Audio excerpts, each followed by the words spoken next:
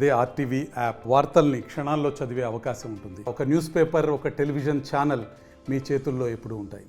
రాష్ట్ర ప్రభుత్వం ఏదైతే ఉందో తెలుగుదేశం పార్టీ ఈ సంవత్సర కాలం పూర్తయినటువంటి కూటమి ప్రభుత్వం ఏర్పడిన నేపథ్యంలో సంవత్సర కాలంలో చేసిన అభివృద్ధిపై ఈరోజు మొత్తం రాష్ట్ర వ్యాప్తంగా ఎమ్మెల్యేలు ఏదైతే ఉందో ఇళ్ల వద్దకు వెళ్ళి అక్కడ ఏదైతే ఉందో లబ్ధి పొందిన వారికి కావచ్చు, లేదంటే ప్రభుత్వం చేసినటువంటి అంశాలను ప్రస్తావించాలి అని చెప్పేసి రాష్ట్ర ప్రభుత్వం ప్రతిష్టాత్మకంగా తీసుకున్నటువంటి నేపథ్యంలో ఈరోజు అనంతపురం అర్బన్ ఎమ్మెల్యే దగ్గుపాటి ప్రసాద్ ఏకంగా ఇక్కడ చూడవచ్చు మనం విజువల్స్లో ప్రతి ఇంటి గడప తొక్కుతూ వారికి ఏదైతే అందాయో లాంటి వారికి ఏం అవసరం అన్ని అడిగి తెలుసుకుంటున్నటువంటి నేపథ్యంలో ఇక్కడ తెలుగుదేశం శ్రేణులు కూడా పెద్ద ఎత్తున పాల్గొన్నటువంటి నేపథ్యం, ముఖ్యంగా మహిళలు యువకులు అందు కూడా భారీ స్థాయిలో పాల్గొన్నటువంటి నేపథ్యం. ముఖ్యంగా అనంతపురం నగరంలోని లక్ష్మీనగర్లో ఇక్కడ Daggubati Prasad MLA urban MLA ఇక్కడ పాల్గొంటున్నటువంటి నేపథ్యంలో మరి ముఖ్యంగా ఇక్కడ చూడవచ్చు ఒక చిన్న ఇంట్లో వెళ్ళి తను వాళ్ళతో మమేకమై ఇక్కడ వాళ్ళ కార్యక్రమం ముఖ్యంగా వాళ్ళ పూజాది కార్యక్రమాలు అతని ఇంట్లోకి ఆహ్వానించి పూజాది కార్యక్రమాలు చేసి ఎమ్మెల్యేను ఆహ్వానించినటువంటి నేపథ్యం.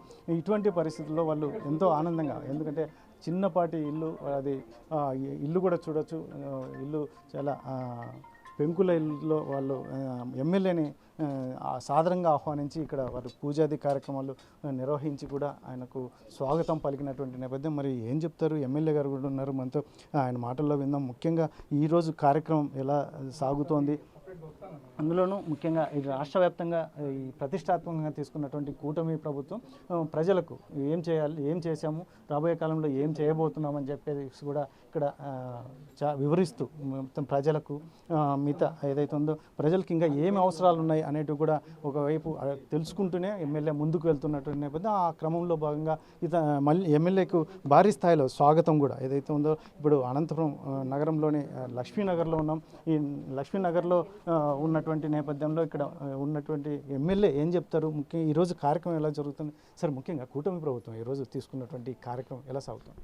కూటమి ప్రభుత్వం ఏర్పడిన తర్వాత ఈ సంవత్సరం కాలంలో మేము ఏవైతే అభివృద్ధి చేశామో ఆ అభివృద్ధి పనులని ఇంటింటికి తీసుకెళ్ళడం కోసం ఈ కార్యక్రమం ఏర్పాటు చేయడం జరిగింది. ముఖ్యంగా ఈ సంవత్సరం కాలంలోనే మేము అనేకమైనటువంటి అభివృద్ధి కార్యక్రమాలు తొలి 5 సంతకాల్లోనే పెన్షన్ పెంచడం జరిగింది. 3,000 రూపాయల నుంచి 4,000 రూపాయలు పెన్షన్ చేయడం జరిగింది. అలాగే డిఎస్సి ద్వారా 16,347 ఉద్యోగాలు, అలాగే అన్నా క్యాంటీన్ల పునరుద్ధరణ, అలాగే ల్యాండ్ టైటిల్ యాక్ట్ రద్దు చేశాం. అలాగే ఇవే కాకుండా అనేకమైనటువంటి ఇండస్ట్రీస్ తీసుకొచ్చాం. ఈరోజు దాదాపు 9,50,000 కోట్లు ఇండస్ట్రీస్ రావడం జరిగింది. దాంట్లో భాగంగా 8,50,000 మందికి ఉద్యోగాల రూపకల్పన చేయడం జరిగింది. ముఖ్యంగా ప్రతి కాన్స్టిట్యున్సీలోనూ మా ముఖ్యమంత్రి వారు జాబ్ మేళా నిర్వహించమంటున్నారు. గత నెలలో నేను జాబ్ మేళా నిర్వహిస్తే దాదాపు 3,000 ఉద్యోగాలు ఇక్కడ ఇప్పించడం జరిగింది. అట్లా ప్రతి కాన్స్టిట్యున్సీలో అంటే 175 నియోజకవర్గాల్లో ప్రతి కాన్స్టిట్యున్సీలో జాబ్ మేళా పెట్టడం జరుగుతుంది. నిరుద్యోగ యువత ఎవరైతే ఉన్నారో వాళ్ళని ఉద్యోగస్తుల కింద తీర్చిదిద్దడం జరుగుతుందని చెప్పేసి తెలియజేయడం జరుగుతుంది. సార్ ఈరోజు కార్యక్రమంలో ఏంటి ప్రధానంగా, ఎందుకంటే ఈ సంవత్సర కాలంలో ప్రజలకు ఇచ్చిన అంశాలను గుర్తు చేయడానికి వచ్చారా, లేదంటే ఇక్కడ ఏదైనా సమస్యలు అడిగి తెలుసుకోవడానికి వచ్చారు? ముఖ్యంగా మేము ఏవైతే డెవలప్ చేసామో సూపర్ 6 పథకాలు ఏవైతే అనుకుంటున్నామో దాంట్లో కొన్ని రిలీజ్ చేయడం జరిగింది. ముఖ్యంగా తల్లికి వందనం, గత నెలలో తల్లికి వందనం ప్రతి ఇంటింటికి, ఇంట్లో ఎంతమంది పిల్లలు ఉంటే ప్రతి ఒక్కరికి 15,000 రూపాయలు ఇవ్వడం జరిగింది. ఎక్కడికి పోయినా ఈరోజు ఏ ఇంట్లో అడిగినా తల్లికి వందనం వచ్చిందంటే మాకు వచ్చిందండి, హ్యాపీగా ఉన్నాం. మేము స్కూల్కి పోయే రోజే మాకు పడింది. ఇంతకుముందు స్కూల్కి డబ్బులు ఎప్పుడు వచ్చేదో తెలియదు, కానీ ఈరోజు ఫీజులు ఇమ్మీడియట్గా పడిన రోజే డబ్బులు తీసుకొచ్చి కట్టే పరిస్థితి. కానీ గతంలో డబ్బులు ఎప్పుడు వచ్చేటో తెలియదు, మేము వడ్డీలకు తీసుకొచ్చి కట్టేవాళ్ళం. కానీ ఈరోజు మేము నారా లోకేష్ గారు తల్లికి వందనం పేరుతో మాకు డబ్బులు ఇవ్వడం జరిగిందని చెప్పేసి ప్రతి ఒక్కరూ హ్యాపీగా ఫీల్ అవుతున్నారు. ఇవే కాదు, స్కూల్ బుక్స్ అయితే ఏమి, యూనిఫామ్స్ అయితే ఏమి, గతంలో ఒక 2 నెలల తర్వాత చినిగిపోయేటివి, కానీ ఈరోజు బుక్స్ కానీ, తర్వాత స్కూల్ బ్యాగ్స్ కానీ, యూనిఫామ్స్ కానీ, అంటే కార్పొరేట్ స్కూల్ పిల్లలకి ఎలాగైతే కుట్టిస్తున్నారో సేమ్ అలాగే కుట్టించేసి మా నాయకుడు లోకేష్ గారి తాపత్రయం ఒకటే, రేపు పొద్దున గవర్నమెంట్ స్కూల్స్కి పేరెంట్స్ రికమెండ్ చేయించుకునే పరిస్థితి రావాలని చెప్పేసి మా నాయకుల లక్ష్యం. ఆ దిశగా ఈరోజు కృషి చేస్తున్నారని చెప్పి తెలియజేస్తాం. సార్ వైసీపీ అధినేత ఒకవైపు ఏదైతే ఉందో తెలుగుదేశం కూటమి నాయకులు ఎక్కడికి వచ్చినా నిలదీయండి, వాళ్ళని ప్రశ్నించండి అని చెప్తున్నటువంటి నేపథ్యం, దీన్ని ఎలా చూస్తారు?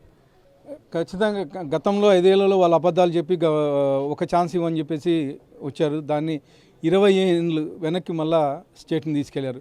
మిగతా స్టేట్స్తో కంపేర్ చేస్తే ఒకప్పుడు ఆంధ్రప్రదేశ్ అంటే ఒరిస్సాకి, తర్వాత కర్ణాటకకి, తమిళనాడుకి వీటికి పోటీ ధీటుగా ఉండేది. కానీ వాళ్ళ స్టేట్స్తో పోల్చుకుంటే ఈరోజు మళ్ళీ 10 ఏళ్ళు వెనక్కిపోయినాం. కేవలం గత 5 ఏళ్ళ పాలన, జగన్మోహన్ రెడ్డి పాలన పిచ్చి తుక్కులకు పాలన చేసేసి ఎక్కడికెక్కడ నిర్వీర్యం చేసి పాలన అంతా ఈ తాడేపల్లి నుంచి బయటికి రాకోకుండా, కనీసం ఎక్కడ పబ్లిక్లో తిరగకోకుండా ఎక్కడికక్కడ నిర్వీర్యం చేసి సర్వనాశనం చేశాడు. చేసి 10 లక్షల కోట్ల రూపాయలు ఈరోజు అప్పులు ఇస్తే దాని సంవత్సరం కాలంలోనే ఆ 10 లక్షల కోట్ల అప్పులు ఉన్నా కానీ సంవత్సరం కాలంలోనే మళ్ళా మా ఈ పరిపాలన గాలిలో పెట్టారు ముఖ్యమంత్రి వర్యులు. దీన్ని మేము ఇంకా 5 ఏళ్ళు, ఇంకా 4 ఏళ్ళు ఉంది. ఖచ్చితంగా ప్రపంచ పటంలో ఆంధ్రప్రదేశ్ ఒక నెంబర్ 1 స్థానంగా నిలుపుతాడని చెప్పేసి ఆశిస్తున్నాం. సార్, ముఖ్యంగా క్యూఆర్ కోడ్తో వైసీపీ నాయకులు ప్రజల వద్దకు వెళ్ళండి, ఆయన చేసినటువంటి ఏదైతే ఇచ్చిన హామీలను ఏమాత్రం నెరవేర్చలేదు, ఇవన్నీ వివరించండి అని చెప్తున్నటువంటి నేపథ్యం. దీన్ని ఎలా ముందు క్యూఆర్ కోడ్కి అర్థం ఏందో జగన్మోహన్ రెడ్డి చెప్పండి. తెలుసో లేదో, దేనికంటే ఆ క్యూఆర్ కోడ్ ఇవన్నీ డిజిటలైజేషన్ ఇవన్నీ తెచ్చింది మా నాయకుడు చంద్రబాబు నాయుడు గారు. ఫస్ట్ క్యూఆర్ కోడ్కి అర్థం ఏందో చెప్పి ప్రజలే కలమని చెప్పండి. ఎందుకంటే ఆ క్యూఆర్ కోడ్ అనేది ఏందో కానీ తెలియదు, ఎట్లా పనిచేస్తుందో కానీ తెలియదు ఆయనకి. కేవలం డబ్బు సంపాదన, తర్వాత ఎక్కడైతే ఈరోజు చూస్తున్నారు లిక్కర్ స్కామ్లో దాదాపు 3,500 కోట్లు, అంతా ఆఫీసర్లు అయితే వాళ్ళ నాయకులు అయితే అంతా పోయి జైల్లో కూర్చుండే పరిస్థితి. ఇది నిజంగా గతంలో రాజశేఖర రెడ్డి గారు పరిపాలన చేసినప్పుడు శ్రీలక్ష్మి గారు, రాజగోపాల్ గారికి, గాలి జనార్దన్ రెడ్డి లాంటి వాళ్ళకి ఈరోజు శిక్షలు పడ్డాయి. సేమ్ అలాగే ఈరోజు నువ్వు పరిపాలన చేసావు, అంతటికంటే దారుణమైన పరిపాలన చేసావు. ఈరోజు ఇంకా చాలామంది లోపలికి వెళ్తున్నారు, నీ టైం కానీ దగ్గరికి వస్తుందని చెప్పేసి తెలియజేస్తాం. అంటే ఫైనల్గా ఇప్పుడున్న పరిస్థితుల్లో కూటమి నాయకుల్ని కాకుండా వైసీపీ నాయకులనే నిలదీయాలంటారా ప్రజలు? ఖచ్చితంగా మేము చెప్పాల్సిన అవసరం లేదు, ప్రజలే నిలదీస్తారు. క్యూఆర్ కోడ్ అనేది ఏదైతే పోతారో 21వ తేదీ నుంచి వెళ్తామని చెప్పేసి అంటున్నారు. ఖచ్చితంగా ప్రజలు నిలదీస్తారు, నిలదీసి బుద్ధి చెప్పే పరిస్థితి ఉంటుందని చెప్పేసి తెలియజేస్తారు. ఇది మొత్తం మీద అయితే అనంతపూర్ అర్బన్ ఎమ్మెల్యే దగ్గుబాటి ప్రసాద్ చెప్తున్నటువంటి నేపథ్యం. ఈరోజు అయితే కూటమి ప్రభుత్వం ముఖ్యంగా ప్రజలకు ఈ సంవత్సర కాలంలో చేసిన అంశాలను ప్రజలకు తెలియజేస్తున్నాయి. అందులోనూ ముఖ్యంగా వారికి కావాల్సిన అంశం ఏదైనా సమస్యలు ఉంటే కూడా వారిని అడిగి తెలుసుకుంటున్నటువంటి నేపథ్యం. ముఖ్యంగా ఈ మధ్య కాలంలో వైసీపీ అధినేత జగన్మోహన్ రెడ్డి చెప్పినటువంటి ప్రజలను, ముఖ్యంగా తెలుగుదేశం కూటమి నాయకులను నిలదీయండి అని చెప్పినటువంటి నేపథ్యంలో అతన్ని నిలదీయాలి, తెలుగుదేశం నాయకుల్ని, కూటమి నాయకుల్ని కాదు అని చెప్పేసి ఒకవైపు చెప్తూనే, మరోవైపు ఏదైతే ఉందో క్యూఆర్ కోడ్ ఇవన్నీ కూడా టెక్నాలజీని ఉపయోగించిన నాయకుడు మా చంద్రబాబు నాయుడు. కాబట్టి అది తెలుసుకోవాలి. ముఖ్యంగా నువ్వు గతంలో ఏం చేసావు, లిక్కర్ స్కామ్స్ కావచ్చు, ఇటువంటివన్నీ రాబోయే కాలంలో ఏ నిర్ణయాలు ముఖ్యంగా అధికారులు కావచ్చు, వాళ్ళ పార్టీ నాయకులు కావచ్చు శిక్షలు పడే సిద్ధంగా ఉన్నారు అని చెప్పేసి ఆయన చెప్తున్నటువంటి నేపథ్యం. కెమెరా పర్సన్ సుధాకర్తో చల్లాకి నాయుడు, RTV అనంతపురం. మరిన్ని వీడియోస్ కోసం ఛానల్ ని సబ్స్క్రైబ్ చేయండి. లేటెస్ట్ అప్డేట్స్ కోసం వాట్సాప్ ఛానల్ ని ఫాలో అవ్వండి. ఆ లింక్ డిస్క్రిప్షన్ లో ఉంది.